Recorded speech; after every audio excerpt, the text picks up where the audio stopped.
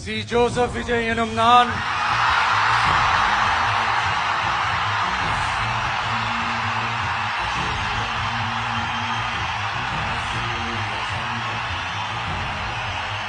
சட்டப்படி அமைக்கப்பெற்ற